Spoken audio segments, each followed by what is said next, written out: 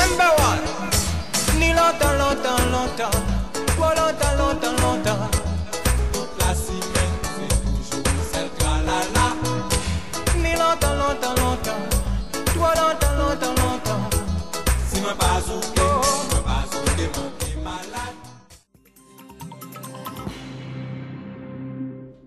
Bonsoir à tous, bienvenue dans notre édition régionale. Voici nos principaux titres. Une actualité à savoir plus tout à l'heure. Enseignants du privé et du public ont donc défilé ensemble aujourd'hui à l'occasion de cette grève nationale. C'est dire à quel point le malaise dans l'éducation nationale est bien réel. De façon unanime, ils dénoncent les suppressions de postes. Certains syndicats estiment même que le recteur ne défend pas suffisamment les intérêts de l'Académie de Guadeloupe. Parti de la mairie, le cortège s'est donc rendu devant le rectorat. Il y avait, selon les autorités, plus de 52% de grévistes dans le premier degré et près de 35% dans le second. Le reportage d'Eddie Golapcan et de Christian Danquin. Vous venez de le voir, la mobilisation a été particulièrement importante. À Basse-Terre, la plupart des écoles primaires.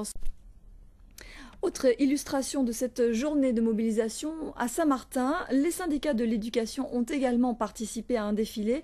Ils se sont rendus à l'hôtel de la collectivité où ils ont été reçus par le vice-président en charge de l'éducation. Voyez le reportage de notre correspondant Michael Bastide. Et je vous le disais, c'est une première dans l'histoire de l'éducation, une grève inédite qui a rassemblé personnel des établissements publics et privés, car les conditions se détériorent aussi dans le privé et le secteur n'a pas pour habitude de se mobiliser, ce qui peut surprendre parfois les parents. Voici un tour d'horizon dans plusieurs établissements dans la région pointoise avec Patrice Gonfier et Bruno Panciovillon. Nous restons dans l'éducation pour aborder la question de l'intégration des enfants handicapés. Nous sommes, vous le savez, en pleine semaine mondiale des sourds, une communauté qui représente 6% de la population guadeloupéenne. Ce soir, nous avons voulu savoir comment étaient intégrés les enfants sourds et malentendants du centre EFETA au sein d'un collège, celui de Saint-Ruf à Capesterre-Belle-Eau. C'est un reportage de Bruno Panciovillon. À suivre dans la deuxième partie de ce journal. Mais tout d'abord, le chômage. La situation ne s'arrange pas sur le front de l'emploi. Les derniers chiffres confirment la tendance amorcée depuis une année. Après plus 0,3% en juillet, le nombre de demandeurs d'emploi a grimpé de 0,2% le mois dernier. Parallèlement, le travail de longue durée se fait plus rare. Les précisions d'Hervé Pédurand. C'est aujourd'hui la journée mondiale du tourisme, une date inscrite au calendrier depuis 30 ans maintenant. Il faut savoir que dans de nombreuses régions à travers le monde, le tourisme arrive en tête des activités économiques.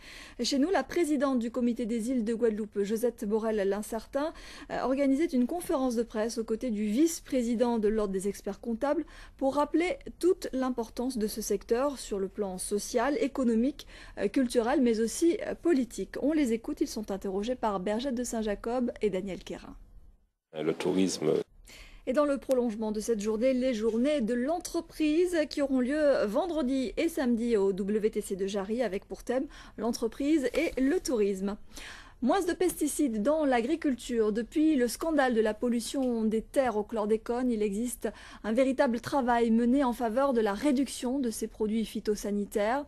Les techniciens de la Chambre d'agriculture étaient en formation ce matin à Petit Canal dans le Nord Grande-Terre avec les planteurs de canne. Objectif, se familiariser aux techniques permettant de réduire le recours à ces produits. Emmanuel Gombeau et Jean-Marie Mavonzi.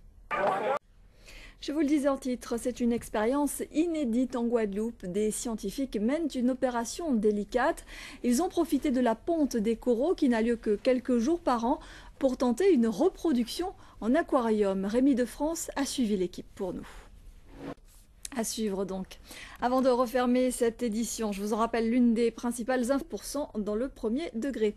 Ce soir à 20h15, votre série Mad Men, 21h55, Tragédie, une série documentaire consacrée aux attentats du 11 septembre. Demain à 13h, vous retrouverez Laura Séné.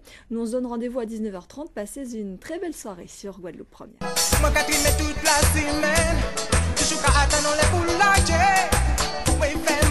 Pas when les papettes filent en main. Toute la semaine, c'est toujours